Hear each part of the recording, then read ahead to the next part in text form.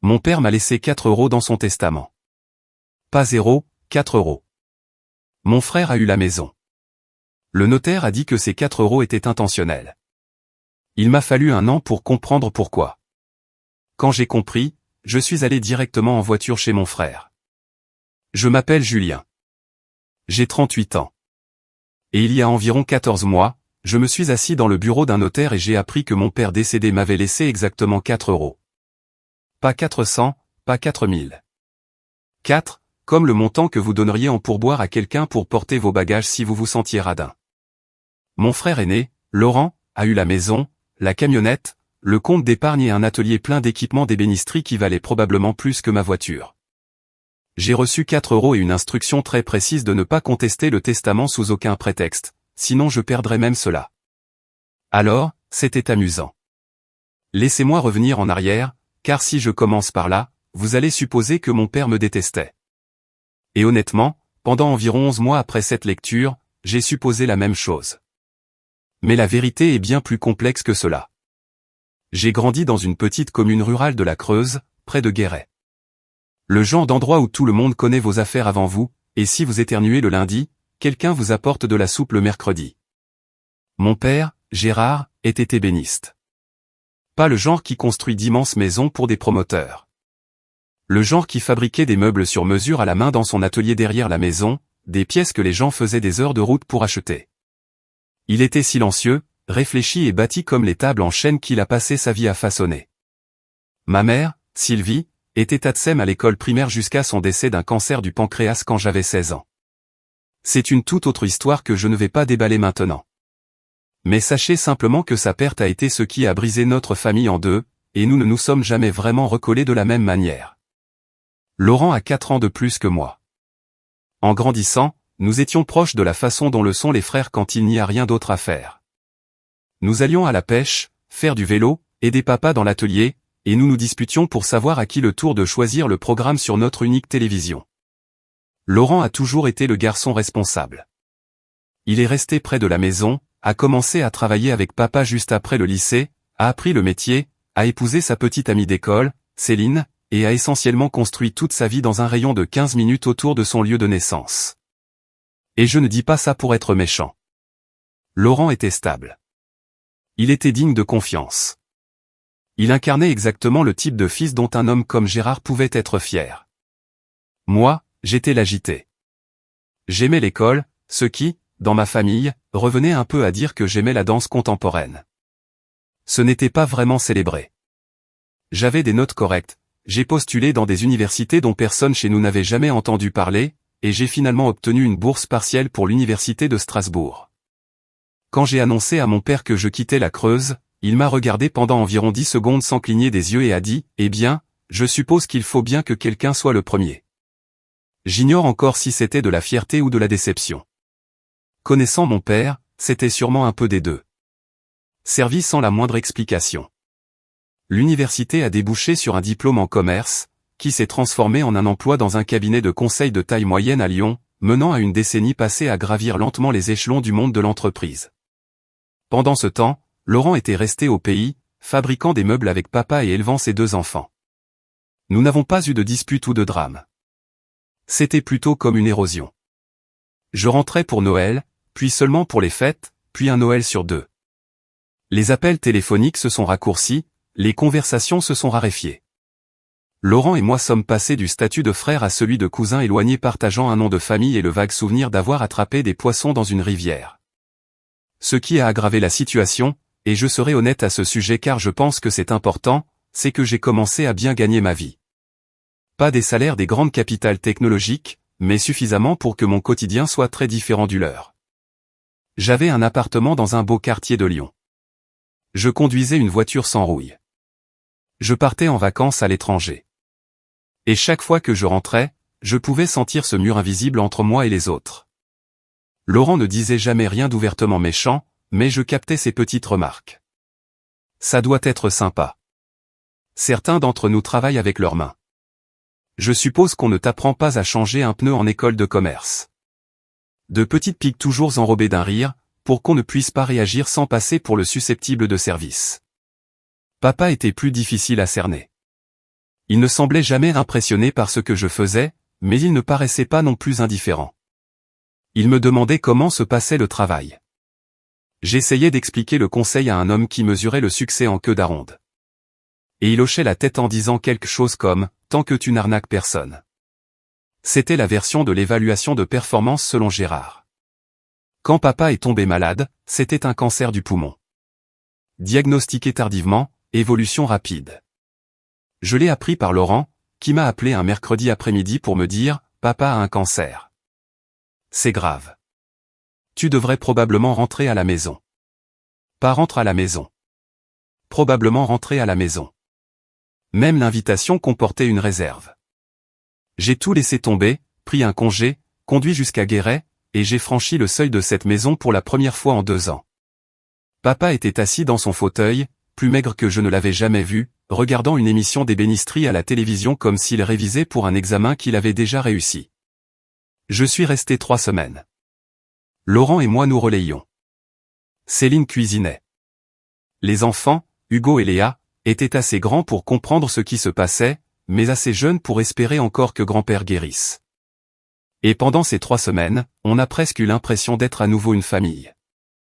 Pas une famille heureuse, car il n'y a rien de joyeux à voir son père s'éteindre, mais une famille fonctionnelle. Nous mangions ensemble. Nous nous asseyions sur la terrasse ensemble. Papa m'a même fait l'aider dans l'atelier un après-midi, à poncer une chaise à bascule qu'il avait commencé avant le diagnostic. Il ne l'a pas terminé. Je l'ai fait environ 3 mois plus tard, mais nous y reviendrons. Gérard est mort un dimanche matin d'octobre, paisiblement dans son lit, avec Laurent d'un côté et moi de l'autre. La dernière chose qu'il m'a dite a été « Vérifie le tiroir ». Je n'avais aucune idée de ce que cela signifiait. Je me suis dit que c'était la morphine qui parlait. Laurent m'a regardé.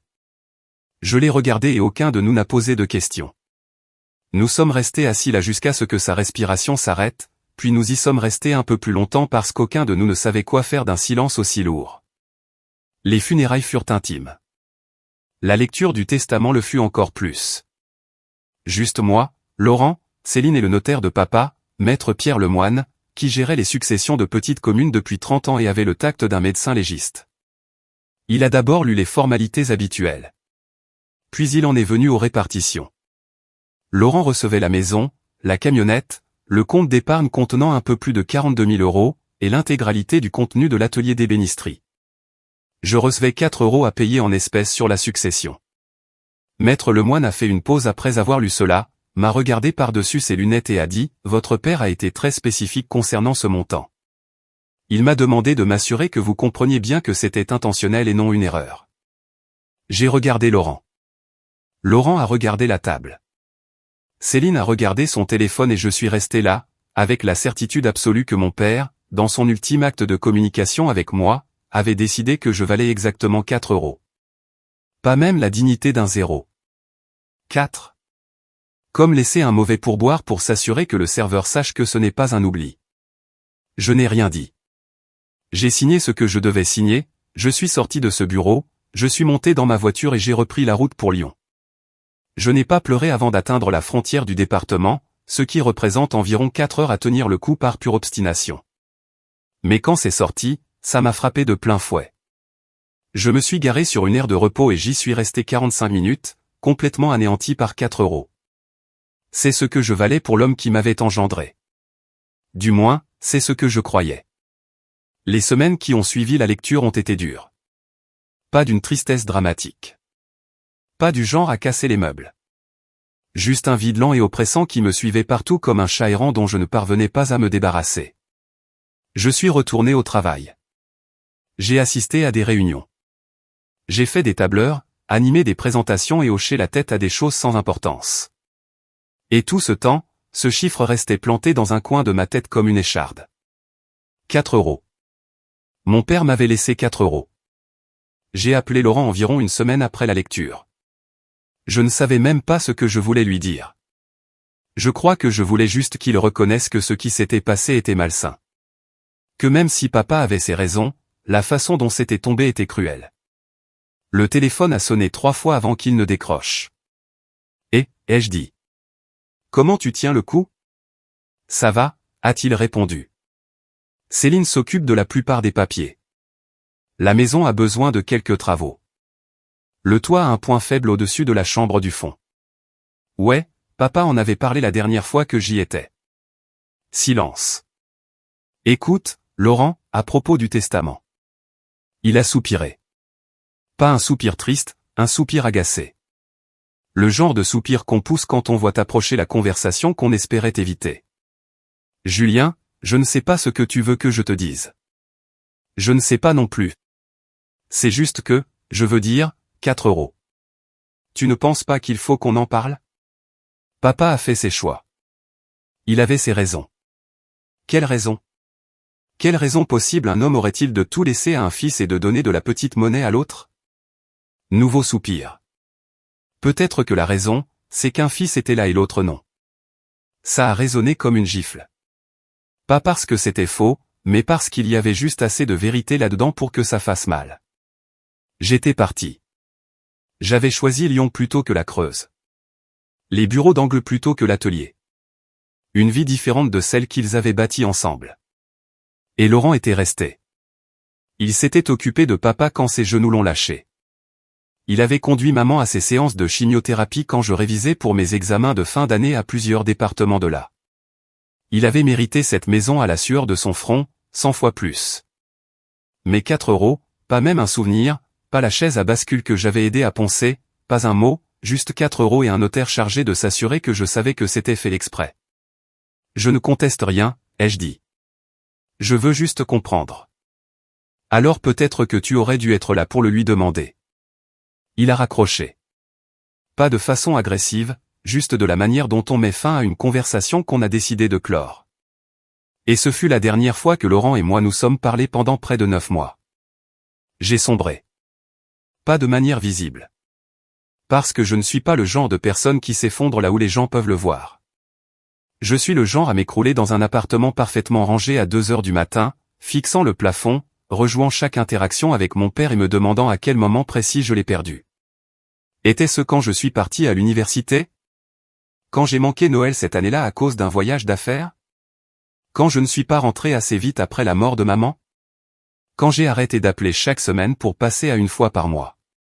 Puis tous les quelques mois. Puis uniquement quand quelque chose m'y obligeait. Mon travail a commencé à en pâtir. Ma patronne, une femme nommée Isabelle, dotée du radar émotionnel d'un pilote de chasse, m'a convoqué dans son bureau environ 6 semaines après les funérailles. Elle ne m'a pas demandé ce qui n'allait pas. Elle a juste dit, tu es à environ 60% de tes capacités en ce moment, et j'ai besoin que tu sois à 90. De quoi as-tu besoin? Je lui ai dit la vérité. Pas tout, juste l'essentiel. Mon père était mort. Les affaires de famille étaient compliquées. J'essayais de surmonter ça. Elle a hoché la tête. Prends le reste de la semaine. Reviens lundi avec un plan pour te remettre les idées en place, sinon je te mets sous plan d'amélioration des performances. Je te dis ça avec amour. C'était le coup de pied dont j'avais besoin. Bizarrement, pas la partie sur l'amour, mais la menace du plan. Rien ne motive davantage une personnalité anxieuse que la menace d'une sous-performance documentée. J'ai pris la semaine. Je ne suis allé nulle part. Je suis juste resté dans mon appartement et j'ai fait quelque chose que j'évitais depuis la lecture du testament. J'ai fouillé dans la boîte d'objets que j'avais ramenée de la maison de papa après l'enterrement. Il n'y avait pas grand-chose. Quelques photos, une vieille chemise en flanelle qui sentait encore la sueur et le café, ses lunettes de lecture, un petit carnet que j'avais attrapé sur sa table de nuit parce qu'il portait l'écriture de ma mère sur la couverture, son prénom, Sylvie, dans cette écriture cursive bouclée qu'elle s'exerçait à tracer sur des serviettes en papier. J'ai ouvert le carnet, m'attendant à y trouver des recettes, des notes ou peut-être des lettres qu'elle n'avait jamais envoyées. Au lieu de cela, c'était un journal, avec des dates remontant à plus de 20 ans, chacune accompagnée d'une courte phrase de la main de mon père. Pas de ma mère. Il avait récupéré son carnet après sa mort et avait commencé à l'utiliser pour lui-même. Les entrées étaient laconiques. Mon père n'était pas un écrivain. C'était surtout des phrases courtes. Laurent a réparé la clôture. Julien a appelé de l'école. Fuite sur le toit. Appelé Robert. Hugo a dit son premier mot, camion. Mais parsemé entre les notes banales, se trouvaient de petites pensées généralement écrites tard le soir à en juger par l'écriture tremblante, des choses plus personnelles comme « Sylvie me manque aujourd'hui, dur ». Ou Laurent s'en sort bien, un homme bien. Ou Julien a envoyé une photo d'un endroit en Europe. Il a l'air heureux, bien. J'ai lu chaque ligne. Cela m'a pris 2 heures. Et aux alentours de la 15e année, je suis tombé sur une note qui m'a glacé le sang. Elle datait d'environ 3 ans avant sa mort et disait « J'ai appelé Maître Lemoine pour le testament aujourd'hui. Il faut faire les choses correctement, sinon Julien ne comprendra pas. Sylvie saurait comment lui expliquer. Moi, je ne sais pas. J'ai lu cette phrase 4 fois. Julien ne comprendra pas. Comprendre quoi? Et puis, 2 entrées plus loin, mis les 4 € dans l'enveloppe. J'espère qu'il vérifiera le tiroir. Le tiroir. La dernière chose que mon père m'avait dite, vérifie le tiroir. Et j'avais mis ça sur le compte de la confusion, du délire lié à la morphine, des pensées fuyantes d'un mourant. Mais il en avait parlé dans son journal 3 ans avant son décès. Quoi qu'il y ait eu dans ce tiroir, il l'avait planifié. Les 4 € n'étaient pas une insulte. C'était un indice, et je l'avais raté. Pendant des mois, j'avais été tellement obnubilé par ce chiffre que j'avais complètement ignoré l'instruction qui l'accompagnait. Mon père ne me punissait pas. Il essayait de me dire quelque chose. Et j'étais tellement absorbé par ma propre souffrance que je n'avais pas écouté, tout comme je ne l'avais pas écouté de son vivant. J'ai appelé Laurent immédiatement. Pas de réponse. J'ai rappelé. Pas de réponse. J'ai envoyé un message, j'ai besoin d'entrer dans la maison de papa. C'est important, à propos du testament. 3 heures plus tard, il a répondu par un seul mot. Non. J'ai réessayé. Laurent, papa m'a dit de vérifier un tiroir. Ces derniers mots pour moi ont été, vérifie le tiroir. Il y a quelque chose dans la maison qu'il voulait que je trouve. Aucune réponse pendant un jour. Puis, il n'y a rien dans aucun tiroir. J'ai déjà vidé toute la maison. Ce que tu cherches n'est pas ici. J'ai senti mon estomac se nouer. Si Laurent avait vidé la maison, ce que papa m'avait laissé avait peut-être disparu, été jeté, donné, perdu dans la même négligence qui avait défini notre famille au cours des 2 dernières décennies. Chacun juste assez proche pour que ça compte, et juste assez éloigné pour passer à côté de l'essentiel. Je me suis assis sur le bord de mon lit, tenant mon téléphone, et j'ai réalisé quelque chose qui m'a fait me sentir minuscule. Pendant des mois, j'avais joué la victime. Ce pauvre Julien. Écarté du testament, manqué de respect par son père mort, abandonné par son frère.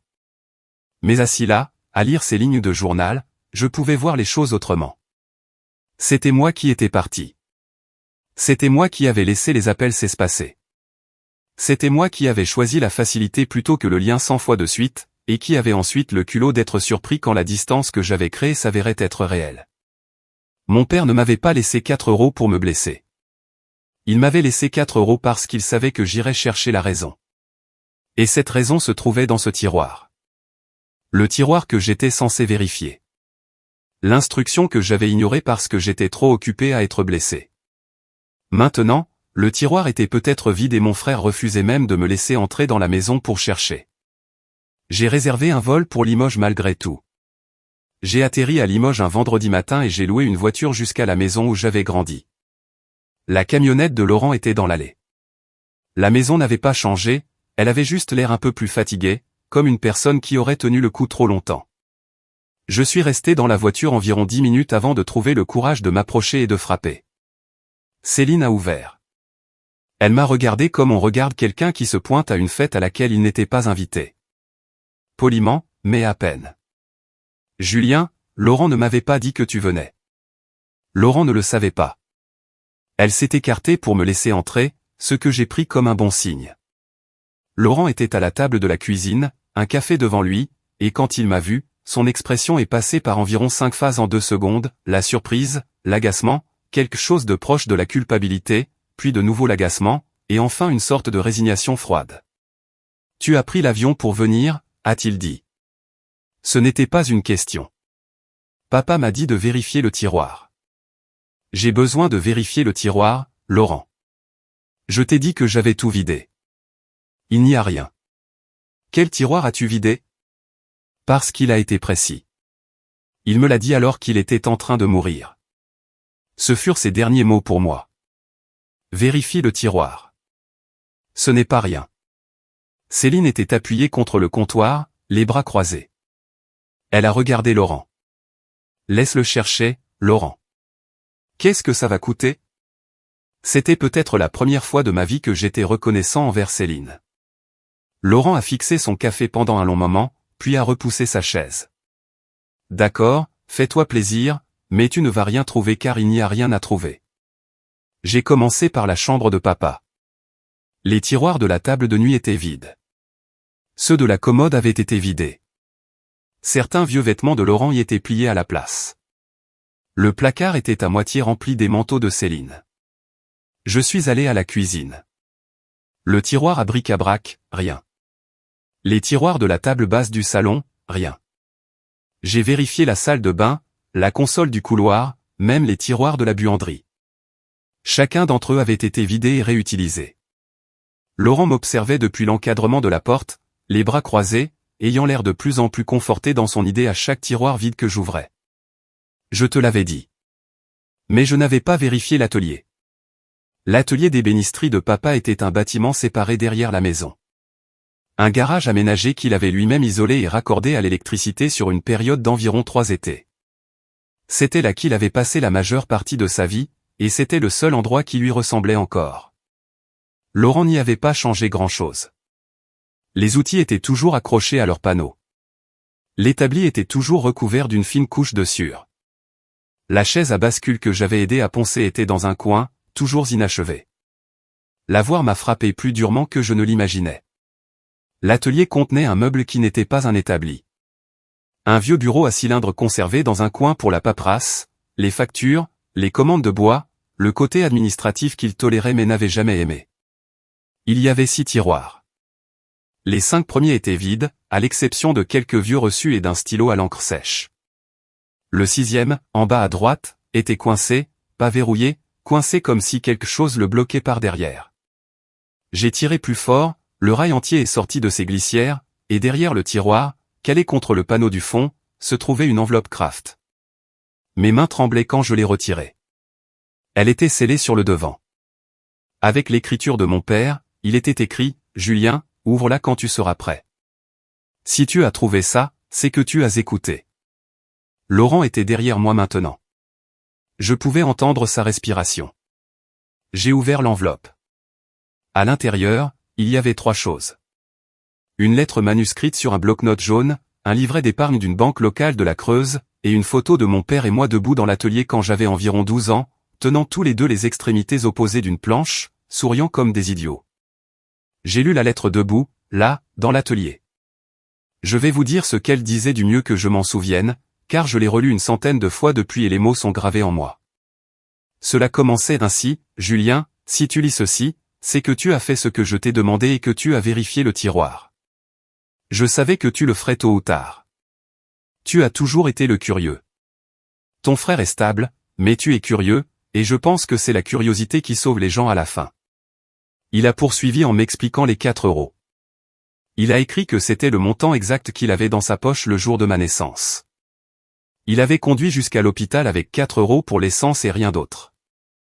Et il s'était dit que s'il pouvait arriver là-bas avec 4 euros, il pouvait accomplir n'importe quoi.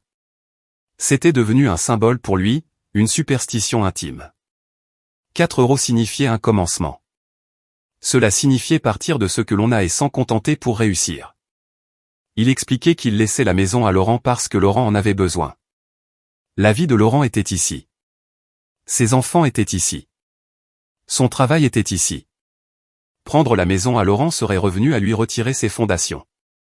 Mais il m'avait laissé 4 euros parce qu'il savait que je n'avais pas besoin d'une maison. J'avais besoin de savoir qu'il me voyait, qu'il était fier de moi, que la distance entre nous n'était pas due au fait qu'il ne m'aimait pas, mais parce qu'il ne savait pas comment aimer quelqu'un qu'il ne pouvait garder près de lui. Le livret correspondait à un compte d'épargne sur lequel il avait versé de l'argent depuis mon départ pour l'université. De petites sommes. 20 euros par-ci, 50 euros par-là. Sur 18 ans, la somme avait atteint un peu plus de 11 000 euros. Pas une fortune, mais 18 ans d'efforts d'un ébéniste mettant de côté tout ce qu'il pouvait chaque mois pour un fils à qui il ne savait pas comment parler. Le compte était à nos deux noms. La dernière phrase de la lettre disait « Ne sois pas en colère contre ton frère. Il ne sait rien de tout ça. Et ne m'en veux pas trop longtemps. J'ai fait de mon mieux. Ce n'était pas génial, mais c'était le mien. Avec tout mon amour, papa. » Je suis resté debout dans cet atelier et j'ai pleuré. Pas silencieusement. De la manière où tout votre corps participe et que vous ne pouvez pas vous arrêter même si vous le vouliez. Laurent n'a rien dit. Il est juste resté là, et quand je lui ai tendu la lettre, il l'a lue et s'est assis sur le sol de l'atelier comme si on lui avait coupé les jambes. Nous n'avons pas parlé pendant une vingtaine de minutes. Juste assis dans cet atelier entouré de sciures et d'outils et du fantôme d'un homme qui nous aimait tous les deux dans des langages complètement différents et n'avait jamais trouvé comment les traduire. Finalement, Laurent a dit « Je ne savais pas. » Je sais. Il ne m'a jamais parlé de tout ça. Je sais. Je croyais qu'il t'avait laissé 4 € parce que, je ne sais pas, parce que tu étais parti. Moi aussi. Il a regardé la photographie entre mes mains. Tu avais 12 ans sur cette photo. Je me souviens de ce jour. Tu as fait tomber la planche sur ton pied et tu as sauté partout dans l'atelier en hurlant pendant que papa riait tellement qu'il a dû s'asseoir. J'ai ri. Un rire humide et brisé, mais bien réel. Je n'ai pas pu sentir mon gros orteil pendant une semaine. Il a gardé cette photo sur le bureau pendant des années. Je croyais qu'il l'avait jetée. Il l'a cachée pour moi. Les jours qui ont suivi se sont déroulés d'une manière à laquelle je ne m'attendais pas. Laurent et moi avons discuté plus que nous ne l'avions fait au cours des 15 dernières années. Pas de l'argent ou du testament ou de qui avait reçu quoi. De papa, de maman, de notre enfance dans cette maison et de ce que ça faisait de voir notre famille s'éloigner lentement sans que personne ne sache comment l'arrêter. Il m'a raconté des choses que j'ignorais. Comme le fait que papa avait l'habitude de s'asseoir dans l'atelier tard la nuit après mon départ pour l'université pour juste poncer des objets qui n'en avaient pas besoin. Qu'il avait conservé tous les relevés de notes de l'université que j'avais postés à la maison dans un dossier du bureau à cylindre que j'avais curieusement manqué.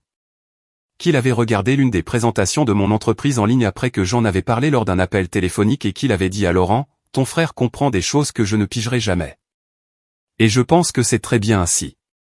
Je suis rentré à Lyon en étant une autre personne. Pas réparé. Je ne pense pas qu'on répare ce genre de choses. Mais quelque chose avait changé. Les 4 € n'étaient pas un rejet. C'était une invitation. Mon père, de la façon la plus Gérard possible, avait conçu une énigme parce qu'il savait que j'étais le genre de personne à la résoudre. Il ne pouvait pas me dire « je t'aime et je suis fier de toi » en face car ce n'était pas son genre. Mais il pouvait construire quelque chose. Il pouvait cacher un objet dans un tiroir en ayant la certitude que je le trouverais car fabriquer des choses et faire confiance au processus était la seule langue qu'il maîtrisait parfaitement. J'ai déposé les 11 000 € sur mon propre compte et j'ai rangé le livret dans ma table de nuit. Certains matins, j'ouvrais le tiroir et je le regardais juste pour me rappeler qu'être aimé ne ressemble pas toujours à ce qu'on attend. Au cours des mois suivants, il a commencé à se passer quelque chose entre Laurent et moi qu'aucun de nous n'avait prévu. Nous avons commencé à nous appeler. Pas de longs appels, rien de profond au début, juste des trucs du genre, et Hugo a intégré l'équipe de football du collège. Ou le projet de sciences de Léa porte sur les assemblages en ébénisterie. Tu y crois ça? Des trucs normaux entre frères. Le genre de conversation que nous aurions dû avoir au cours des 15 dernières années, mais que nous avions laissé filer parce que nous étions tous deux trop têtus et trop fiers pour admettre que nous nous manquions. Je suis retourné dans la Creuse 2 fois dans les 3 mois suivants.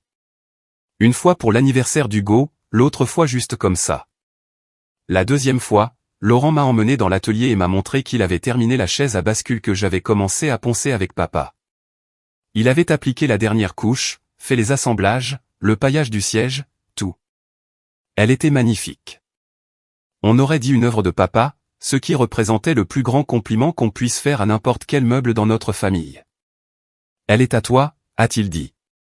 Si tu la veux, je la voulais. Je l'ai attachée sur le toit de ma voiture de location et je l'ai ramenée à Lyon en conduisant comme un fou. Elle se trouve dans mon salon maintenant. Je m'y assieds chaque matin avec mon café. Si on m'avait dit il y a 2 ans qu'une chaise à bascule deviendrait la chose la plus importante que je possède, j'aurais pensé que vous aviez perdu la tête. Mais voici où l'histoire prend une tournure que je n'avais vraiment pas vue venir. Environ 5 mois après avoir trouvé la lettre, j'ai reçu un appel téléphonique de maître Pierre Lemoine, le notaire de papa. J'ai failli ne pas décrocher parce que la dernière fois que le nom de cet homme était apparu sur mon téléphone, je m'étais retrouvé avec 4 € et une crise existentielle. Mais j'ai répondu. Julien, c'est Pierre Lemoine. Je dois vous parler d'une propriété appartenant à votre père. La maison appartient à Laurent, pas la maison, le terrain. Plus précisément, les 5 hectares situés derrière la maison que votre père a achetée en 1987. Je n'avais aucune idée de ce dont il parlait.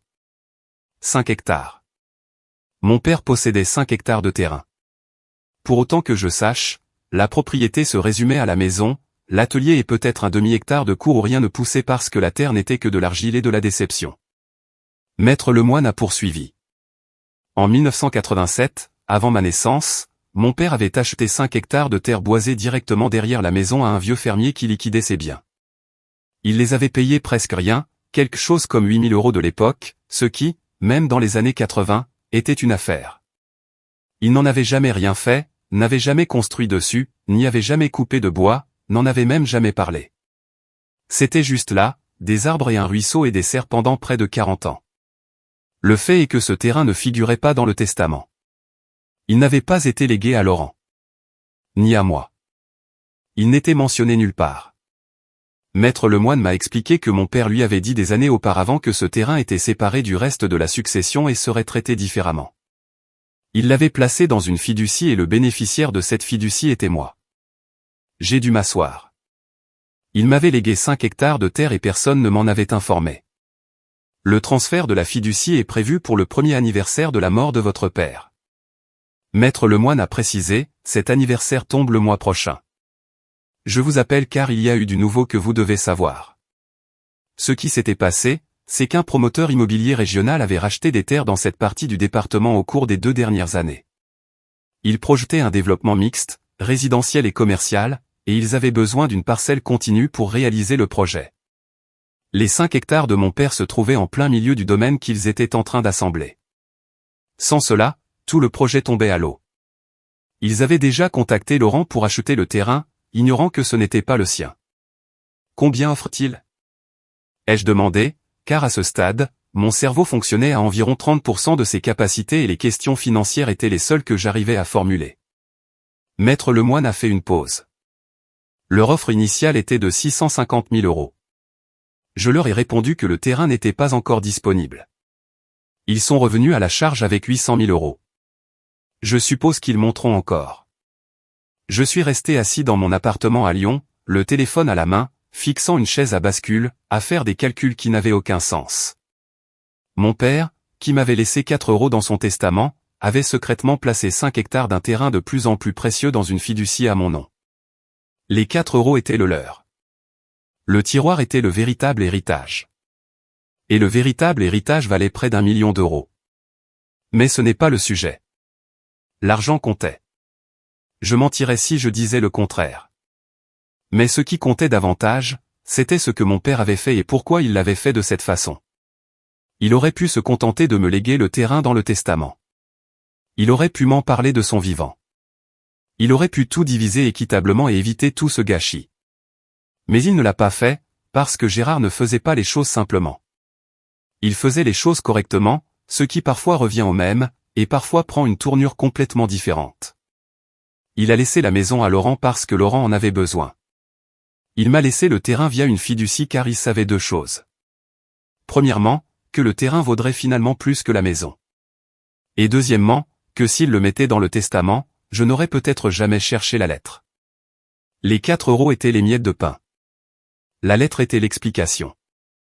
Le terrain était l'héritage. Et tout cela ne fonctionnait que si j'écoutais les dernières paroles d'un homme mourant et que je vérifiais le tiroir. J'ai passé les semaines suivantes à discuter avec Maître Lemoine, avec un conseiller financier recommandé par un ami, et avec un notaire spécialisé dans les transactions foncières dans la Creuse du nom de Maître Vincent Caron. Maître Caron était vif, direct, et avait cette façon d'expliquer des choses complexes dans des termes qu'un fils d'ébéniste pouvait comprendre. Il m'a affirmé que le promoteur irait très probablement jusqu'au million si nous tenions bon, car l'alternative pour eux était d'abandonner un projet de plusieurs millions d'euros. Ce terrain était la clé de voûte. Mais c'est là que j'ai dû prendre une décision qui m'a empêché de dormir. Laurent ignorait tout cela. Il ne savait pas que papa avait placé un terrain dans une fiducie pour moi. Il ignorait que des promoteurs rôdaient. Il avait vécu à côté de ces 5 hectares toute sa vie, y chassant probablement, y promenant ses enfants dans les bois, et il n'avait aucune idée qu'il m'appartenait. J'ai repensé à ce que disait la lettre de papa. Ne sois pas en colère contre ton frère. Il ne sait rien de tout ça. Mais l'inverse était également vrai. Mon frère ne savait rien de tout ça. Et l'apprendre allait lui faire l'effet d'un coup dans l'estomac, peu importe la façon dont je lui annoncerais. J'ai appelé Isabelle, ma patronne, parce que parfois vous avez besoin de quelqu'un qui n'est pas impliqué émotionnellement pour vous dire quoi faire. J'ai exposé toute la situation, le testament, les 4 €, la lettre, le terrain, le promoteur. Elle est restée silencieuse pendant une trentaine de secondes, ce qui pour Isabelle représentait une éternité. Puis elle a dit, ce n'est pas une question d'affaires que tu me poses. C'est une question de frère. Ouais, je suppose que oui. Alors va parler à ton frère en personne avant qu'il ne la prenne par quelqu'un d'autre. Parce que si un promoteur fouine autour de ce terrain, ce n'est qu'une question de temps avant que Laurent ne comprenne qu'il se trame quelque chose. Elle avait raison. Bien sûr qu'elle avait raison. Isabelle avait toujours raison, ce qui était agaçant mais utile. J'ai appelé Maître Caron pour lui dire de suspendre toute négociation. J'ai appelé Maître Lemoine et je lui ai dit que j'avais besoin d'une semaine. Ensuite, je suis monté dans ma voiture, pas une voiture de location cette fois, mais la mienne, et j'ai conduit jusqu'à la Creuse. C'était un mardi soir. Je suis arrivé vers 23 h. Les lumières de Laurent étaient encore allumées. Je me suis garé dans l'allée, j'ai attrapé le chèque de banque que j'avais fait établir pour 11 000 €, le montant exact que papa avait mis de côté pour moi, et je me suis dirigé vers la porte. J'ai frappé. Laurent a ouvert en pantalon de jogging et dans un vieux t-shirt délavé, me regardant comme si j'avais perdu l'esprit. Il est 23 h un mardi, a-t-il lancé. Je sais. Il faut que je te parle. Je peux entrer? Il a jeté un œil au chèque que je tenais à la main. Puis il a regardé mon visage. Ce qu'il y a vu a dû être convaincant car il s'est écarté sans dire un mot. Je me suis assis à la table de sa cuisine, cette même table où j'avais appris que mon père m'avait laissé 4 €, et je lui ai tout raconté. Laurent s'est assis en face de moi et a écouté sans m'interrompre, ce qui, si vous connaissiez mon frère, équivaut peu ou prou à un miracle. Je lui ai parlé des notes du journal, de la lettre, du compte épargne, de la fiducie, des 5 hectares, et du promoteur offrant ce qui pourrait finir par atteindre 1 million d'euros pour un terrain dont ni l'un ni l'autre ne soupçonnions l'existence il y a peu. Quand j'ai eu terminé, Laurent n'a rien dit pendant un long moment.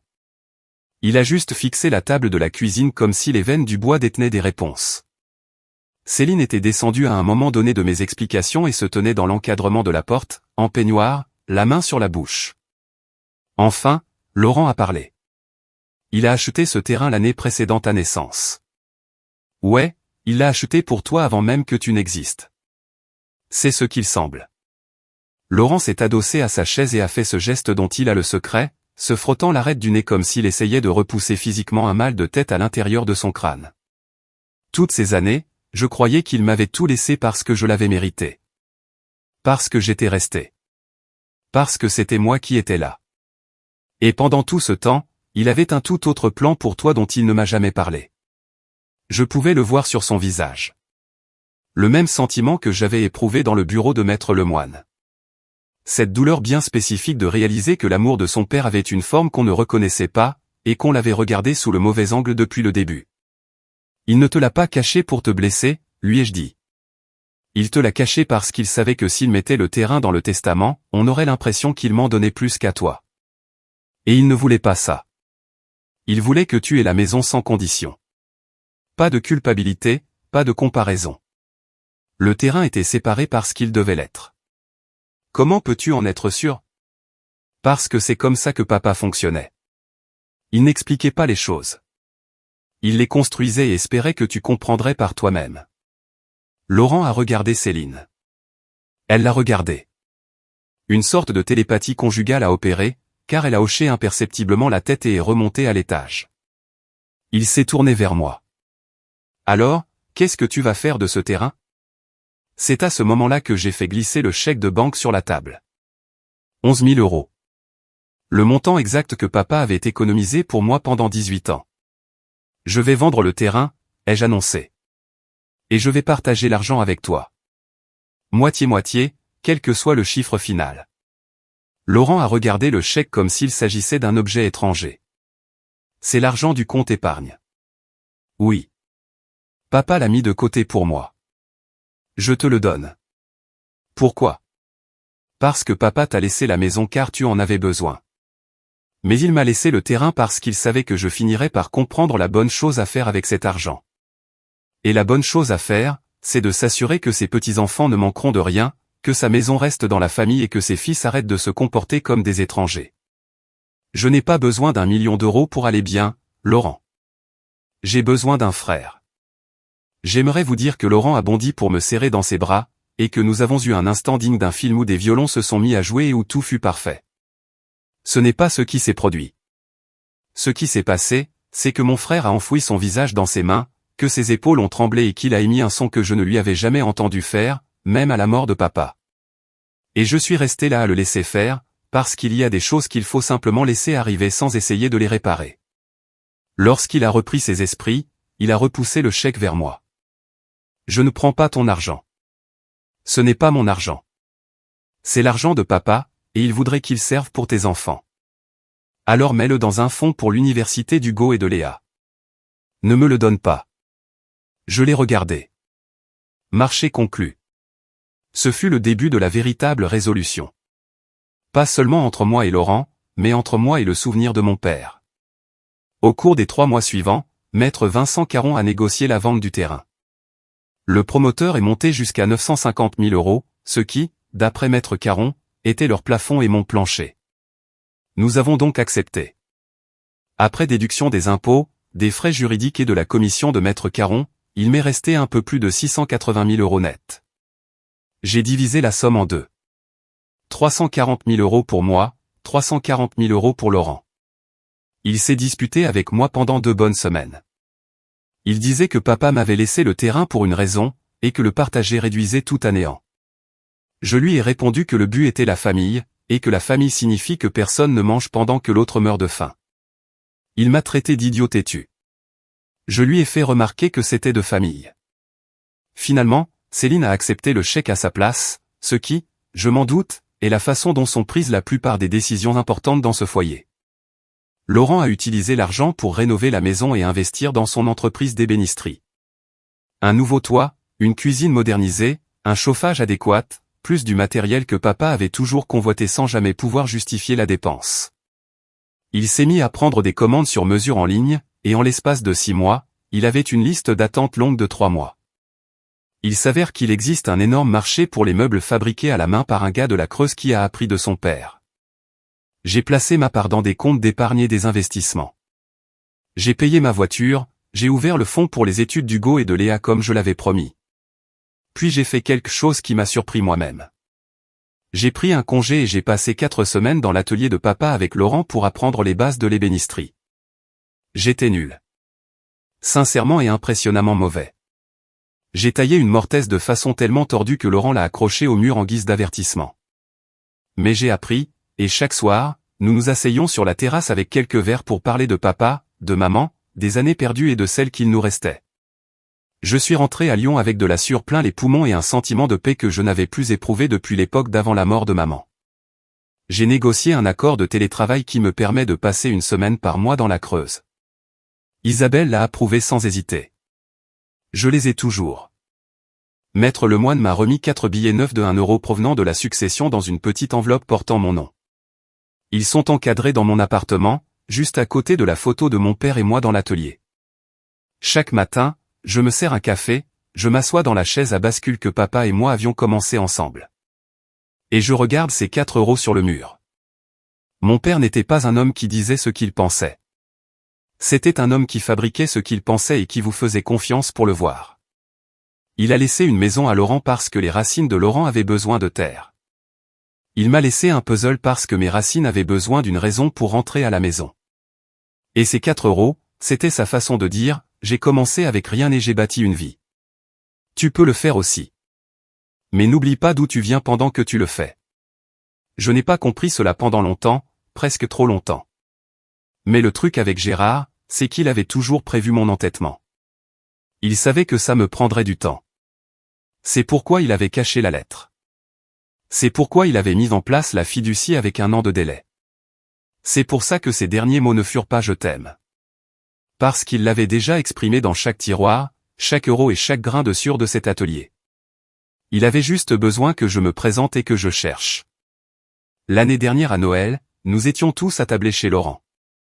Moi, Laurent, Céline, Hugo, Léa, et une femme nommée Camille, que j'avais commencé à fréquenter quelques mois plus tôt, et qui supporte mon bagage émotionnel avec une patience qui frise la sainteté.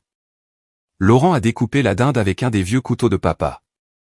Hugo a fait le bénédicité. Léa m'a demandé de lui expliquer en quoi consistait le conseil, et quand j'ai essayé, elle a plissé le nez et a dit « Donc, tu dis juste aux gens des choses qu'ils savent déjà et ils te paient pour ça. » Ce qui était tellement vrai que ça en faisait mal. Après le repas, Laurent et moi sommes allés dans l'atelier. Nous n'avons rien fait. Nous sommes juste restés assis là dans le silence, enveloppés par l'odeur du bois et le souvenir d'un homme qui communiquait par le biais de meubles et de métaphores à 4 euros. « Tu crois qu'il serait content ?» a demandé Laurent. « Je crois qu'il nous dirait d'arrêter de rester plantés là et d'aller poncer un truc. » Laurent a ri. « Ouais, c'est ce qu'il dirait. » Alors voilà, c'est mon histoire. Mon père m'a laissé 4 euros dans son testament. Pas parce qu'il ne m'aimait pas, parce qu'il m'aimait de la façon la plus compliquée, exaspérante et détournée dont un homme silencieux de la Creuse était capable. Et il m'a fallu 1 an pour comprendre que le plus petit chiffre du testament était en réalité la plus grande chose qu'il m'ait jamais offerte. C'était un commencement. C'était toujours un commencement. Je suis âgé de 39 ans aujourd'hui. J'ai toujours les 4 euros. J'ai toujours la chaise à bascule. J'ai toujours mon frère. Et chaque fois que je pense à mon père, je ne pense pas à la lecture du testament ou au bureau du notaire ou au mois passé à ruminer ma colère. Je pense à un homme avec 4 euros en poche, roulant vers l'hôpital pour rencontrer son second fils et décidant à cet instant précis que 4 euros suffisaient pour tout recommencer. C'était suffisant. Ça a toujours été suffisant. Commentaire, je tenais à vous dire à quel point cette histoire m'a fait réfléchir sur la valeur que l'on se donne à soi-même. Parfois, on se sent blessé par un geste qui semble insignifiant, mais derrière, il y a souvent une intention plus profonde. Ce qui m'a marqué, c'est la manière dont la guérison commence quand on choisit de poser des limites claires tout en restant ouvert au dialogue. Vous savez, la gentillesse n'est pas toujours bruyante, elle peut se cacher dans les petits actes quotidiens. J'espère que vous prendrez le temps de penser à vos propres relations familiales et à la responsabilité que nous avons envers elles. Choisir la paix plutôt que la rancune, c'est une force incroyable que cette vidéo m'a rappelé. Je vous invite vraiment à regarder autour de vous et à voir comment un peu de compréhension peut tout changer. La véritable richesse, ce n'est pas toujours ce que l'on reçoit, mais ce que l'on décide de partager avec ceux qu'on aime. Merci à vous d'avoir regardé jusqu'au bout et de faire partie de cette communauté qui croit en la guérison et en la bienveillance. Continuez à avancer avec cette même bienveillance envers vous-même et envers les autres. Si vous avez aimé, n'oubliez pas de laisser un commentaire et de soutenir la chaîne en vous abonnant. À bientôt pour les prochaines stories.